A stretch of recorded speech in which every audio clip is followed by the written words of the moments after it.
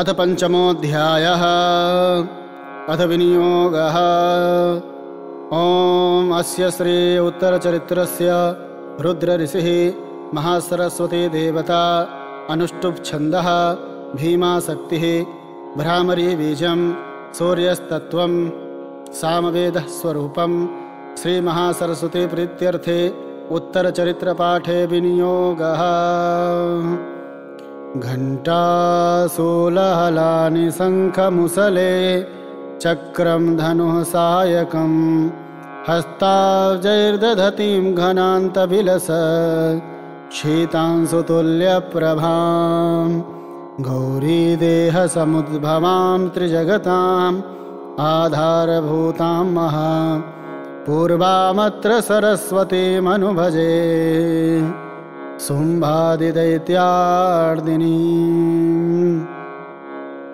ॐ क्लीं ऋषिरुवाच पुरा शुम्भनिशुम्भाभ्याम् असुराभ्यां सचीपतेः त्रैलोक्यं यज्ञभागाश्च हृता मदबलाश्रयात् तावेव सूर्यतां तद्वद् अधिकारं तथैन्दवं कौबेरमथयाम्यं च चक्राते वरुणस्य च तावेव पवनर्धिं च चक्रतुर्वह्निकर्म च ततो देवा विनिर्धूता भ्रष्टराज्याः पराजिताः हृताधिकारास्त्रिदशास्ताभ्यां सर्वे निराकृताः महासुराभ्यां तां देवी संस्मरत्य पराजिताम् तयास्माकं वरो दत्तो यथा पत्सु स्मृताखिलाः भवतां नाशयिष्यामि तत्क्षणात् परमापदः इति कृत्वा मतिं देवा हिमवन्तं नगेश्वरं जगमुस्तत्र ततो देवीं विष्णुमायां प्रतुष्टुवुः देवा ऊचुः नमो देव्यै महादेव्यै शिवायै सततं नमः।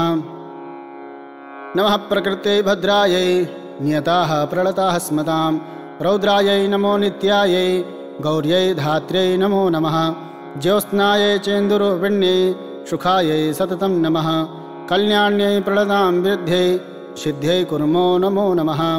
नैऋत्यै भूभृतां लक्ष्म्यै सर्वाण्यै ते नमो नमः। दुर्गायै दुर्गपारायै सारायै सर्वकारिण्यै ख्यात्यै तथैव कृष्णायै धूम्रायै सततं नमः। अतिसौम्यातिरौद्रायै नतास्तस्यै नमो नमः। नमो जगत्प्रतिष्ठायै देव्यै कृत्यै नमो नमः। या देवी सर्वभूतेषु विष्णुमायेति शब्दिता नमस्तस्यै नमस्तस्यै नमस्तस्यै नमो नमः।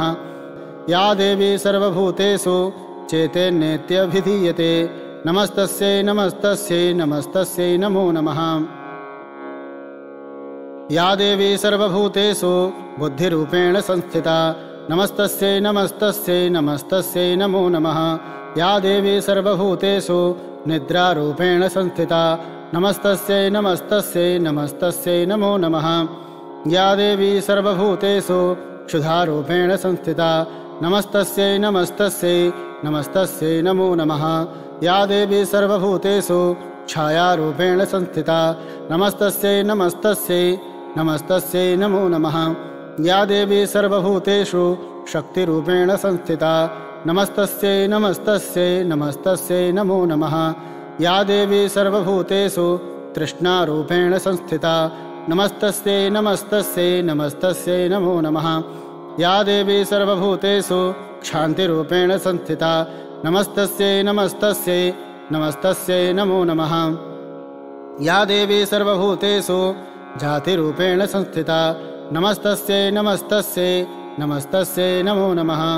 या देवी सर्वभूतेषु लज्जारूपेण संस्थिता नमस्तस्यै नमस्तस्यै नमस्तस्यै नमो नमः।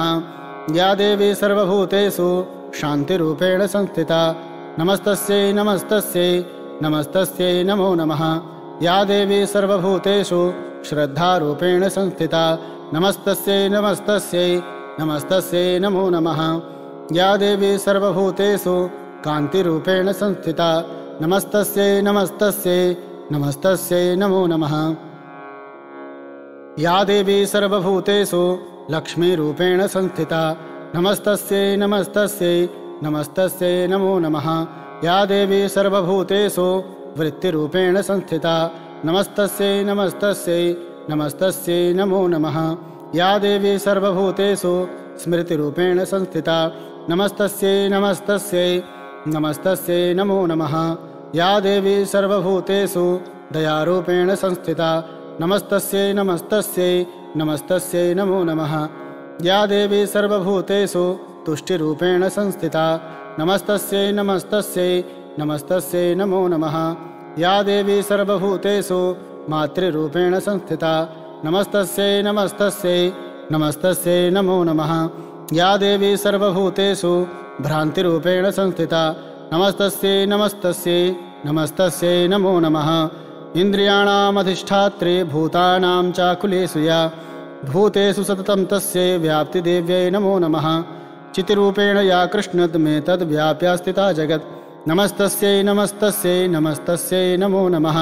स्तुतासुरै पूर्वमभीष्टसंश्रया तथा सुरेन्द्रेण दुने सुसेविता करोतु सा नः शुभहेतुरीश्वरी शुभानि भद्राण्यभिहन्तु चापदः। या साम्प्रतं चौद्धतदैत्यपातितैः रश्माभिरीक्षा च सुरैर्नमस्यते या च स्मृता तत्क्षणमेव हन्तिनः सर्वापदो भक्तिविनम्रमूर्तिभिः। ऋषिरुवाच एवं स्तवादियुक्तानां देवानां तत्र पार्वती स्नातुमभ्याययोतो ये जाह्नव्या नृपनन्दन सा ब्रवीत्तान् सुरान् सभ्रुर्भवद्भिः सूयतेऽत्र का शरीरकोशतश्चास्याः समुद्भूता ब्रवीक्षिवा स्तोत्रं ममैतत्क्रियते शुम्भदैत्यनिराकृतैः देवैः समेतैः समरे निशुम्भेन पराजितैः। शरीरकोशादत्तस्याः पार्वत्या निःसृताम्बिका कौशकीति समस्तेषु ततो लोकेषु गीयते तस्यां विनिर्गतायां तु कृष्णा भूत्सापि पार्वती कालिकेति समाख्याता हिमाचलकृताश्रया ततोऽम्बिकां परं रूपं बिभ्राणां सुमनोहरं ददर्श चण्डो मुण्डश्च भृत्यो शुम्भनिशुम्भयोः ताभ्यां शुम्भाय चाख्याता अतीव सुमनोहरा काप्यास्ते श्रीमहाराज भासयन्ते हिमाचलं नैव तात्रिक्वचिद्रूपं दृष्टं केनचिदुत्तमं ज्ञायतां काप्यशो देवी गृह्यतां च सुरेश्वरः स्त्रीरत्नमतिचार्वङ्गी द्योतयन्ते दुषत्विषा सा तु तिष्ठति दैत्येन्द्र तां भवान् द्रष्टुमर्हति।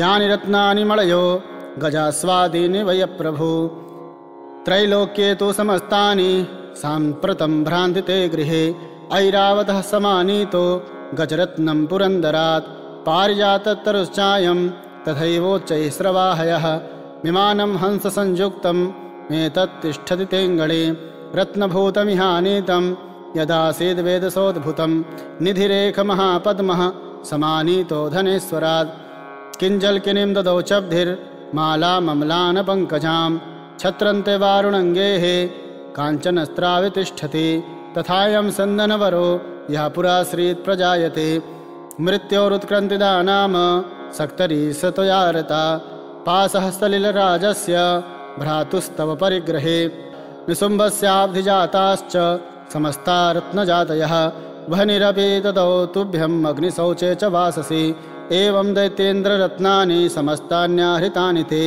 तेरस्नमे सा कल्याणी त्वया कस्मान्न गृह्यते।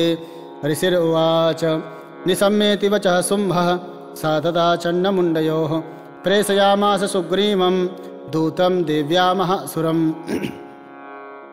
इति चेति च वक्तव्या सा गत्वा वचनान् मम यथा चाभ्येति सम्प्रीत्या तथा कार्यं त्वया लघु स तत्र गत्वा यत्रास्ते शैलोद्देशेति शोभने सा देवी तां ततः प्राह श्लक्ष्णं मधुरया गिरा। दूत उवाच देवी दैतेश्वरः शुम्भस्त्रैलोक्ये परमेश्वरः दूतोऽहं प्रेषितस्तेन तत्सकाशमिहागतः अव्याहताज्ञः सर्वासु यः सदा देवयोनिषु निर्जिताखिलदैत्यारिः सा यदाह शृणुष्व तत् मम त्रैलोक्यमखिलं मम देवावसानुगाः यज्ञभागानहं सर्वम् उपश्नामि पृथक् पृथक् त्रैलोक्ये वररत्नानि मम वश्यान्यशेषतः तथैव गजरत्नं च हृत्वा देवेन्द्रवाहनं क्षीरोदमथनोद्भूतम् अश्वरत्नं ममामरैः उच्चैः श्रवससंज्ञं तत्प्रणिपत्य समर्पितं यानि चान्यानि देवेषु गन्धर्वेषु रगेषु च रत्नभूतानि भूतानि तानि मय्येव शोभने त्रिरत्नभूतां त्वां देवी लोके मन्यावहे वयं सा त्वमस्मानुपागच्छ यतो रत्नभुजो वयं मां वाममानुजं वापि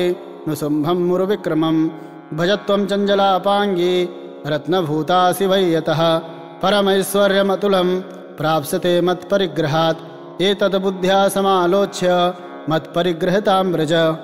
ऋषिरुवाच युक्त्युक्ता सा तदा देवी गम्भीरान्तः स्मिता जगौ दुर्गा भगवती भद्रा ययेदं धार्यते जगत्। देवी उवाच सत्यमुक्तं त्वया नात्र मिथ्या किञ्चित् त्वयोदितं त्रैलोक्याधिपतिः शुम्भो निशुम्भश्चापि तादृशः किं तत्र यत्प्रतिज्ञातं मिथ्या तत्क्रियते कथं श्रूयताम् अल्पबुद्धित्वा प्रतिज्ञाया कृता पुरा यो मां जयति संग्रामे यो मे दर्पं व्यपोहति यो मे प्रतिबलो लोके समे भर्ता भविष्यति तदा गच्छतु शुम्भोऽत्र निशुम्भो वा महासुरः मां जित्वा किं चिरेणात्र पाणिं गृह्णातु मे लघु।